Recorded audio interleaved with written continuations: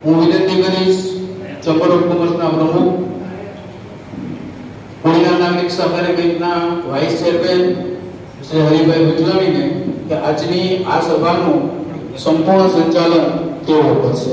શ્રી હરિભાઈ વિઠલાણી, હરિકામાય.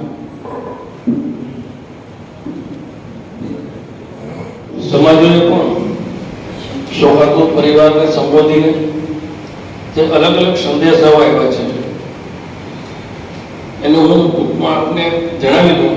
પુણેના નાગરિક સહકારી બેંક પરિવાર, માતાજી કંકેશ્વરી ટેમ્પલ ટ્રસ્ટ, મહાજન કોડીનાર, શ્રી કોડીનાર ઉત્તર સિંધી પંચાયત ટ્રસ્ટ કોડીનાર, સરિયાવણીવાડ બ્રહ્મ સમાજ કોડીનાર, શ્રી વિશા સોરઠિયા વણિક જ્ઞાતિ ચેરિટેબલ ટ્રસ્ટ કોડીનાર, આટલા લોકોના આપણે લેખિતમાં પણ સંદેશાઓ મળ્યા છે વ્યવસાય. હું આ બધા જ સંદેશાઓ વિનંતી કરીશ બિપિનભાઈને કે આ બધા જ સંદેશાઓ સુપૃત કરે. બિપિનભાઈને વિનંતી હોય, કોઈ સામાજિક રીતે જોડાયેલા હોય, કોઈ કૌટુંબિક રીતે જોડાયેલા હોય, એ સુખદ સ્મરણોની યાદી કરે અને આપણે સ્વર્ગસ્થને શ્રદ્ધાંજલિ અર્પાવે છે. પણ મારું માનવું છે કે બાપાનું વ્યક્તિત્વ એક અલગ હતું. એમની આ શોખ સ્વભાવમાં આપણે એમના જીવનમાંથી પણ કંઈક મેળવી શકીએ, કંઈક શીખી શકીએ. એમનો જે સંદેશો હતો મેં પણ ઘણી બધી ચોંકાવનારી બાબતો છે. તમે બધા જ જાણતા છો કે 100 વર્ષથી આયુષ્ય જેણે વ્યતીત કરી હોય એની પણ જાહેર જીવનમાં આપણે કોઈને પણ સ્મરણ પણ નહીં હોય કે અંબાપાના મોઢામાં કોઈના માટે ક્યારેય ખરાબ શબ્દ કે ગાળ આવી હોય. ગમે તે સ્થિતિ હોય વિચલિત થયા વિના પણ એમણે ક્યારેય પણ કોઈ પણ સમાજ માટે, કોઈ પણ વ્યક્તિ માટે, કોઈ સંસ્થા માટે એમના વ્યક્તિત્વને કે ભાષાની જે મર્યાદા રાખવાનું હતું એમનો ઉત્તમ ગુણ હતો. હંમેશા સાંભળી લેવું જે સૌથી કઠિન છે. આપણે તરત આર્ગ્યુમેન્ટ કરીએ, આપણે 1 કલાક પણ બોલતા રહીએ તો અંબાપા વચ્ચેને એકાદ મિનિટ આપણી સાથે ચર્ચા કરે. અને સાંભળવું એ બહુ કઠિન વસ્તુ છે આજના યુગમાં. મુરબ્બી અંબાપા સાથેના તો મારા કરતા પણ જૂના લોકો છે જેણે એમની સાથે ખૂબ વ્યતીત સમય થયેલો છે. સદભાગ્યે મારી પણ આજે 55 વર્ષની ઉંમર થઈ છે. આપ સૌની વચ્ચે કાર્યકર્તા તરીકે કામ કરતા કરતા 25-30 વર્ષ થયા. મેર સાહેબ, નવીનભાઈ, ઘણા બધા વડીલો છે આપણી વચ્ચે. કોન્ટ્રીબ્યુશન છે, એનો જે ફાળો છે, વ્યક્તિગત ઘણા લોકોના સર્વાંગી વિકાસ માટે એણે કરેલી જે કામગીરી છે એ તો કેટલા સમય સુધી જીવતી રહેશે. એ ક્યારે એનું અવસાન થાય નહીં. આવી પરિસ્થિતિમાં આપણે એક વાગોળ લઈને બેઠા છીએ. હરિકાકાએ કહ્યું કે એની સાથે વિતાવેલા સમય દરમિયાન આપણને જે અનુભવ થયા છે એ અનુભવો હું આપની સમક્ષ કહું. ઘણી વખતે આપણે એમ થાય કે અમુક લોકોની સાથે વિતાવેલી જે ક્ષણો છે, સમય છે, એ જુદા જુદા સમયની અંદર એની સાથે રહેલો જે સહવાસ છે એનું વર્ણન કોઈ લિમિટેડ સમયમાં, નિયંત્રિત સમયમાં થઈ શકે. કદાચ તમે જીવશો ત્યાં સુધી સમયે સમયે અમારે એનો ભૂગોળ કરવો પડતો રહેશે, વ્યક્ત કરવા ત્યારે એવું પડશે. પણ હું સમય, સભા અને આપ સૌની મર્યાદાને ધ્યાનમાં રાખીને મને એમના સહવાસથી પ્રાપ્ત થયેલું જ્ઞાન, અનુભવ અને હૂંફ જે છે એ હૂંફની કેટલીક વાતો સંક્ષિપ્ત રીતે રજૂ કરીશ. આપણે ઘણી વખતે એમ કહીએ કે અંબાપાએ આપણી વચ્ચે 100 વર્ષ જેટલું આયુષ્ય ભોગવ્યું. પણ આ 100 વર્ષની અંદર એને જાહેર જીવનને હું માનું છું ત્યાં સુધી એણે 80-85 વર્ષ આપ્યા છે. આટલા સમય સુધી 80-85 વર્ષ સુધી જાહેર જીવનને પોતાનું પ્રદાન આપવું, સતત તમામ ક્ષેત્રની અંદર એક નેતૃત્વ પૂરું પાડવું એ કોઈ નાની સોની વાત નથી. આજે આપણે આપણા કુટુંબથી ને ઘરથી પણ ઘણી વખતે કંટાળીને કહી દઈએ કે હવે હું અહીં નિવૃત્ત છું. આ માથાકૂટમાં મને ના. અંબાભાઈ ક્યારેય એમ કહ્યું નહીં કે હવે આપણે હું નિવૃત્ત છું. એને ઘણી વખતે અમે કહેતા કે બાપા હવે તમે આ બધો ભાર હળવો કરી નાખો, ચાલ્યા કરે. એને ક્યાં ક્યાં યાદ કરવા, સંવેદના કેટલી તેની તેમને કેટલીક વાત કરું. એક સમય હતો ગુજરાતી સ્કૂલોની જર્જરિત સ્થિતિ, છતના નળિયા તૂટી ગયેલા, વરસાદમાં પાણી પડે ઉપરથી, નીચે છોકરાઓ ભણે, દફતર ભીંજાઈ જાય, કપડા ભીંજાઈ જાય. આવી પરિસ્થિતિમાં ગમે ત્યાં નળિયા પણ પડે, કોઈને વાગી પણ જાય, પણ એવી કોઈ વ્યવસ્થા નહીં, સરકારી કે ગ્રાન્ટની વ્યવસ્થા નહીં. અત્યારે જે સમય છે એવો સમય નહોતો. અને કોઈના આગેવાનોએ આ બાબતે કંઈક શૈક્ષણિક હેતુ માટે કરવાની ઈચ્છા થાય એવી ભાવના સૌથી પહેલા અંબાબાને જાગી. એણે કોડીનારના અગ્રણીઓની સાથે વાત કરી, બોલાવી કે આપણે બધાએ આ બાબતે કામ કરવું છે. આજે હું કાળુબાપુને યાદ કરું છું. આ સ્થિતિમાં કાળુબાપુને બોલ્યા, જમતા સાધુજીભાઈ જમન બાપાને બોલ્યા, આ બધાને બોલાવીને પછી વાત કરી આના માટે કંઈક કરવું છે. કોડીનારના દાનેશ્વરીનો જે મુંબઈમાં છે એ લોકો, કોડીનારની સામાજિક શૈક્ષણિક સંસ્થાઓ, કોડીનારની સરકારી સંસ્થાઓ અને જેણે કુદરતે આપ્યું છે એવા બધા લોકોની સાથે ટેર લાગી અને પ્રાથમિક શાળામાં ભણતી દીકરીઓ માટે અને છોકરાઓ માટે એક અદ્યતન બિલ્ડિંગની એ સમયમાં જે શરૂઆત કરી, માત્ર પૈસા ભેગા નહોતા કર્યા, પણ એ કામ થાય છે એ પોતે આર્કિટેક્ટની અંદરથી સુપરવિઝન પણ કર્યું. ભૂપત બાપુ અહીંયા હયાત છે ત્યારે ભૂપત બાપુએ શરૂઆત કરી હતી કામના સુપરવિઝન, અને જ્યાં સુધી કામ પૂર્ણ થયું ત્યાં સુધી એ સ્થળ અને એ કામ એને બિલકુલ છોડ્યું નહીં. જ્યારે એનું ઉદઘાટન થયું ત્યારે હું ઈશ્વર કૃપાથી પ્રવક્તા હતો, માધવસિંહભાઈ આવ્યા અને ત્યારે હું જોતો હતો બાપાના ચહેરા ઉપર સંતોષનો જે ભાવ મેં જોયો, મને એમ લાગ્યું કે આજે બાપા ખરેખર એને એમ થયું કે એક સપનું પૂરું કરી દે. આવા સંવેદનશીલ સ્વપ્નશીલ હતા. આપણે એની આગેવાનીને યાદ કરીએ છીએ, એની પાછળ એક બાબત નથી, સમાજ જીવનની બાબત હોય, ક્યારેક આરોગ્યની બાબત હોય, ક્યારેક કોઈના નગરના વિકાસની બાબતો હોય, તો બધામાં અંબાઈએ પોતાની એક આગવી સૂઝ, આગવો અનુભવ, જ્ઞાન અને બધાની સાથેનો જે સંપર્કો છે એ સંપર્કોને એણે એવી રીતે બધામાં ગોઠવી દીધા, એનું સંયોજન એવી રીતે કર્યું કે જેથી કરીને બધા કામ સંપૂર્ણ રીતે ફળદાયી બન્યા અને સમાજ જીવન માટે ઉપયોગી થયા. પછી એ બેન્કિંગ સેવા હોય, પછી એ ધાર્મિકમાં સોમનાથ મંદિર ટ્રસ્ટની વાત હોય. સોમનાથ મંદિર ટ્રસ્ટની પણ આવી જ વાત છે, લાંબુ થાય એટલે કહેતો નથી, પણ એકદમ પૌરાણિક મંદિર જે જર્જરિત થવાની તૈયારીમાં હતા એને નવજીવન આપવાનું અને સમગ્ર લોકોની જે ધર્મ ભાવના છે એને ઉજાગર કરવાનું કામ અંબાભાઈએ નેતૃત્વ લઈને કર્યું. અને એમાં પણ જ્યાં સુધી પગથિયા ચડવામાં તકલીફ નહોતી પડી ત્યાં સુધી ત્યાં હંમેશા જવું ને જવું. આપણે કે બાપા હવે તમે આ પગથિયા ચડવામાં નહીં આવવું પડે, અને એ નહીં કહે ત્યારે એનો જે મક્કમતાનો જે રણકો છે એ અનુભવવા જેવો હતો. આ અનુભવ મેં કર્યો છે વ્યક્તિગત, મારા પોતાના જીવનમાં પણ અનુભવ કર્યો છે. એક તબક્કો હતો, આ વાત મને ન કરવી જોઈએ, પણ જો ન કરું તો નગણું કહેવો, એટલે આપણી સમક્ષ આ વ્યક્ત કરું છું. મારા જીવનનો એક કારકિર્દી તબક્કો, આ કારકિર્દીના તબક્કાની અંદર એક મક્કમ માણસની જરૂરિયાત હોય. મક્કમ માણસ કઈ મળે, અને મને એમ લાગ્યું કે આમાં મક્કમ માણસ નંબર એક જ છે. બાપાની જઈને વાત કરી, બાપાને વાત કરી. હું તમને વાત કરું છું, તમને કદાચ આ વાતનો અનુભવ નહીં હોય, પણ એ જમાનામાં એક નિર્ણય મક્કમ કરવો એવો અઘરો હતો. સામે એટલું મોટું બળ હતું કે બળની સામે ઝઝુમી શકે એવું કોઈ આગેવાન નહોતું, કોઈ તૈયારી ના કરી. જેની આ જાય બધા કે નહીં ભાઈ આ ચોખ્ખું છે, આવું ન થાય, તમે તમારું કામ કરો, મને વચમાં નાખો. અને એ વખતે આજે ફરીથી કાળુબાપુને પણ યાદ કરું છું. કાળુબાપુને અમે બંને બાપાની પાસે બેઠા, રમેશભાઈને બોલાવ્યા જમનાદાસ ચાતુજી સાહેબને પણ બોલાવ્યા અને બોલાવીને કીધું કે ભાઈ આ નિર્ણય કરવાનો છે, શું કરશું આપણે? નિર્ણય કરો, આગળ વધો, જે થશે જોયું જશે. આ જે થશે જોયું જશે આવી મક્કમતા માત્ર બાબત કરી શકે. અને એના એક જ નિર્ણય ઉપર જીવનની આખી કારકિર્દી મારી ઉભી હતી.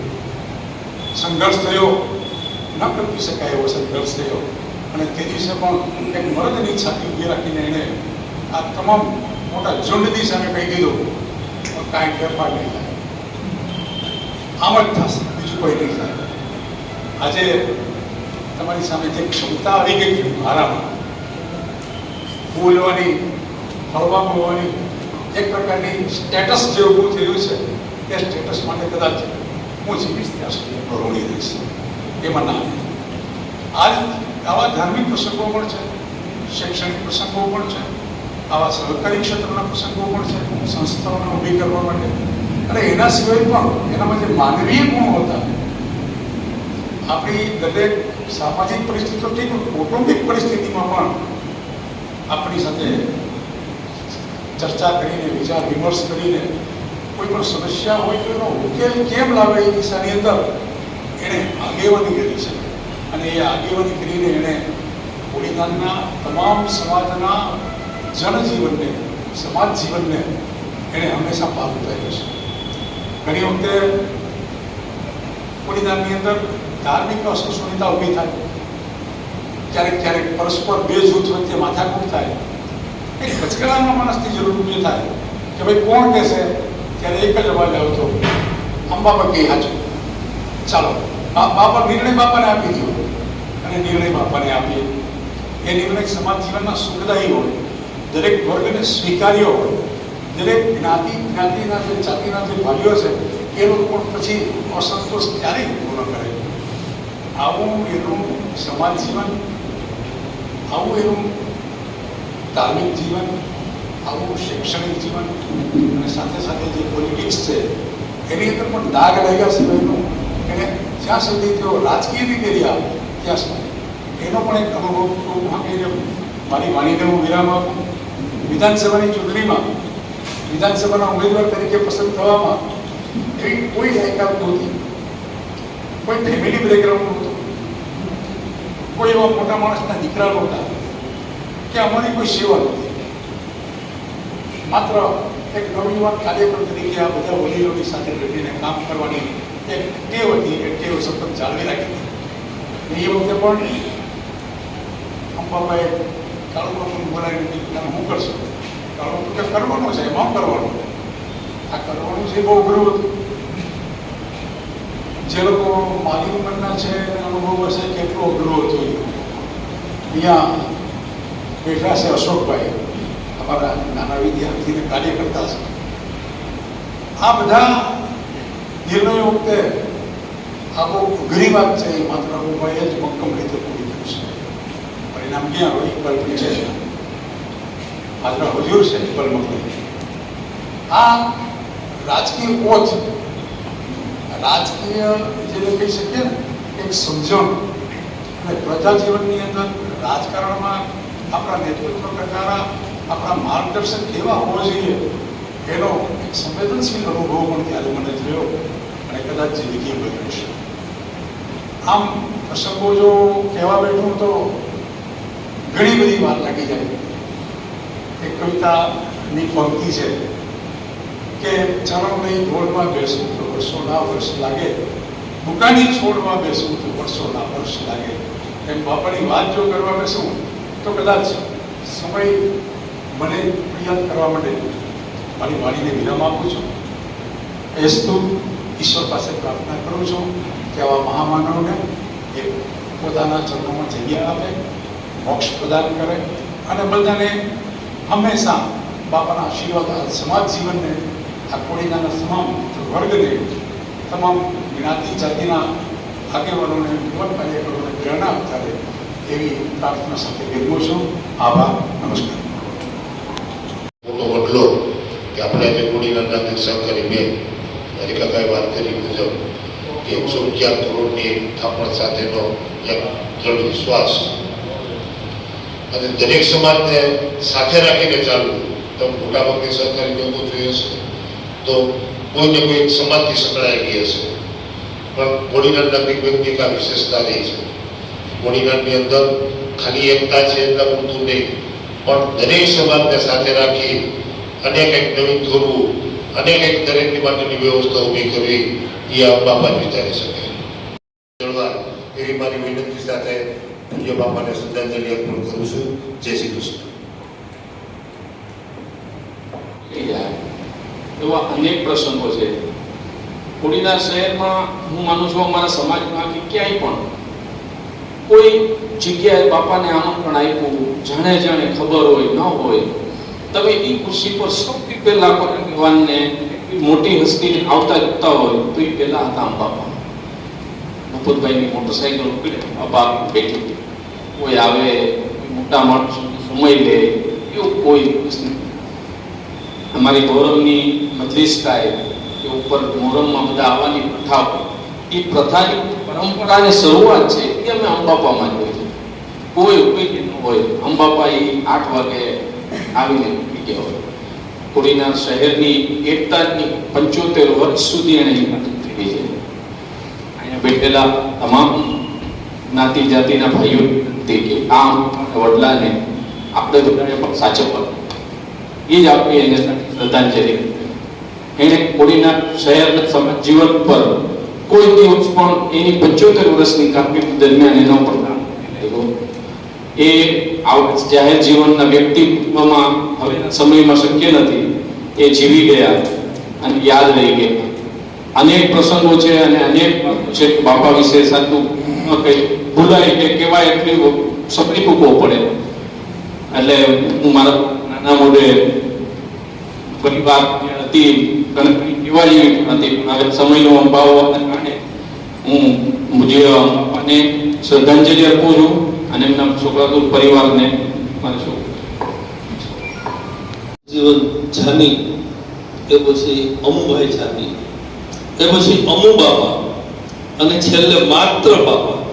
આ નામ આ એક એને સૈકો એમ કહેવાય. માણસ દસકો હોય પણ આ એક સૈકો પસાર થયો. અમે પારિવારિક સંબંધોથી જોડાયેલા રહ્યા એટલે માત્ર 5-6 વર્ષની ઉંમરથી ટૂંકમાં જ્યારથી સમજણ આવે ત્યારથી આવરો જાવરો,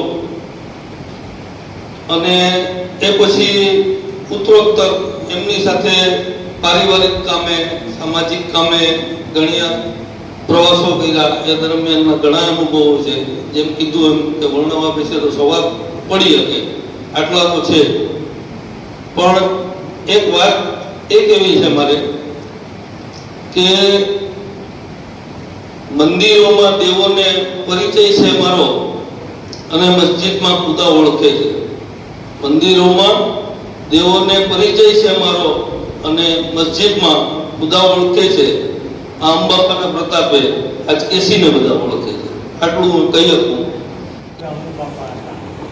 અમે એક સામાન્ય માણસો અને અમને ક્યાંના ક્યાં પહોંચાડી દીધા.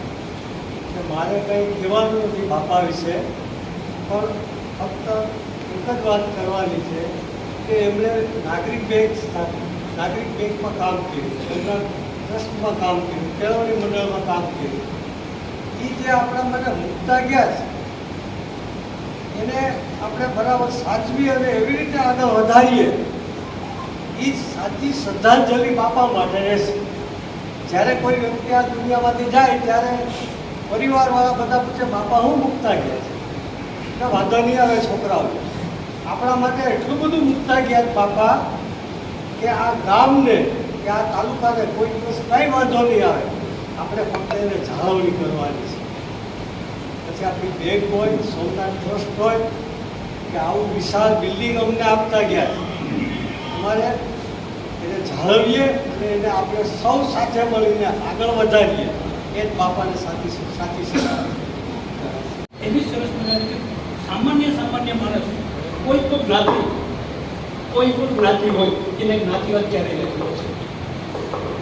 અમે જ્યારે જિલ્લા પંચાયત હોય એ તકમાંથી મારી બાપા સાથે સંબંધ.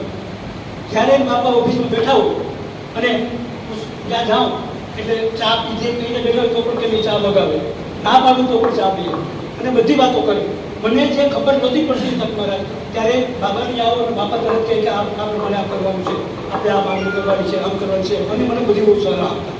એટલા વર્ષથી એ બાબાની ત્યાં મારે જવાનું. એ પછી હું વિચારથી પછી દર શનિવારે દર રવિવારે હું બાપા ત્યાં બેઠા શનિ રવિ ત્યારે ત્યાં જતો અને મને મદદ કરતા કોઈ પણ બાબત. એમ નહીં કે આ જ નહીં કરવાનું. અને બાપાએ કોઈ સમાજને બાકી નથી રાખ્યો.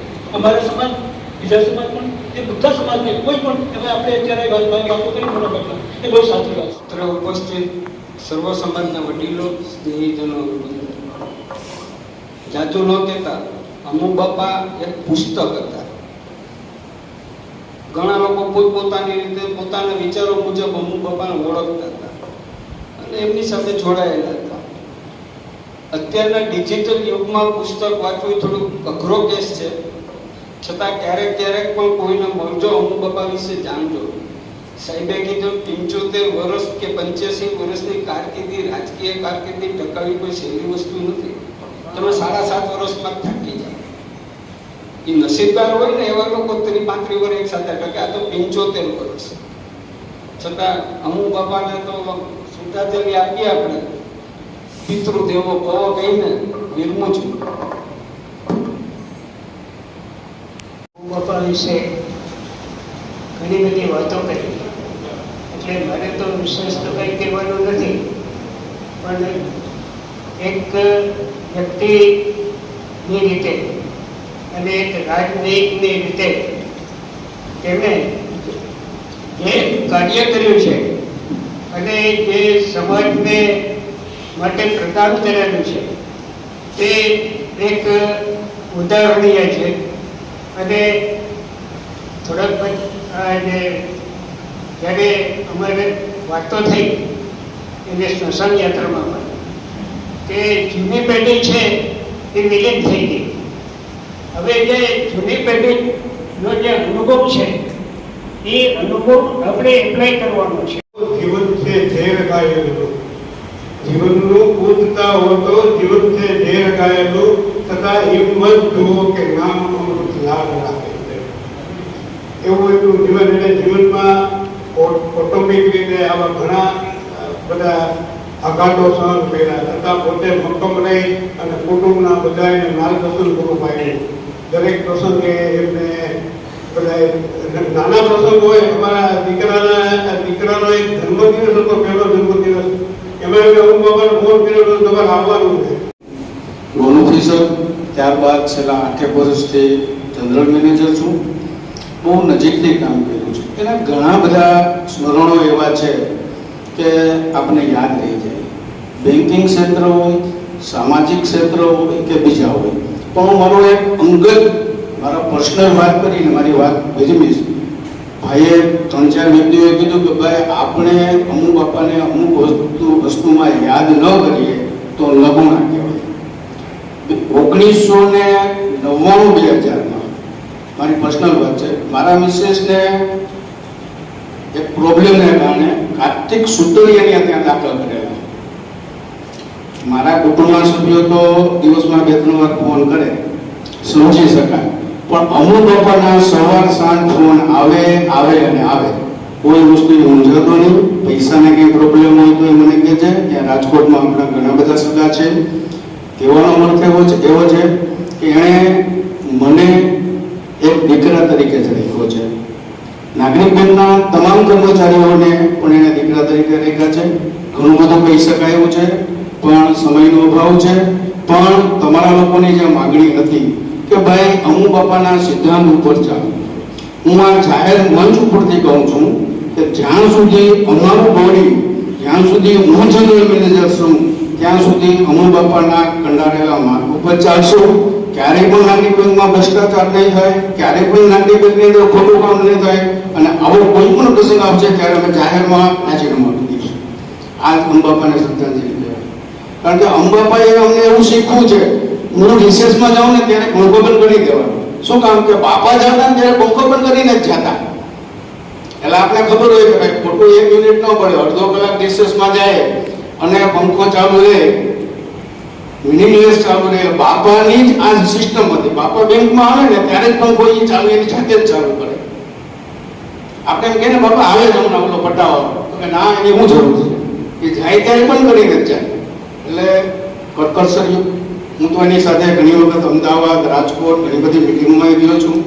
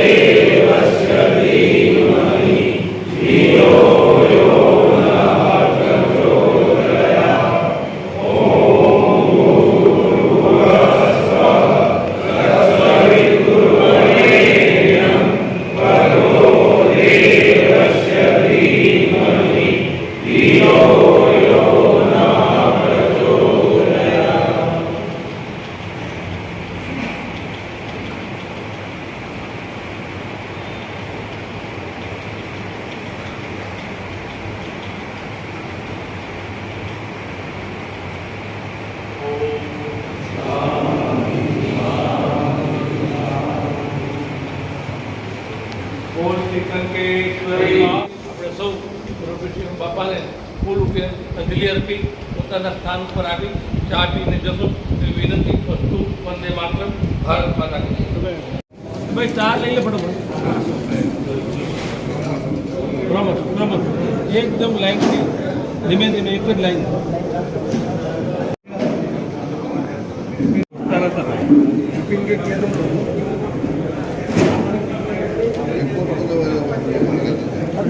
નહીં બરાબર છે, બરાબર.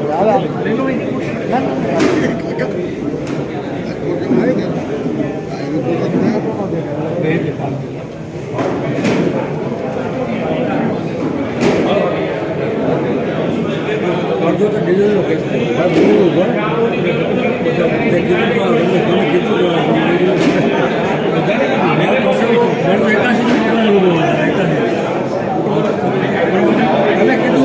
ઉભો પણ જો બે વખત ઉભો પણ જો આવી ગયા.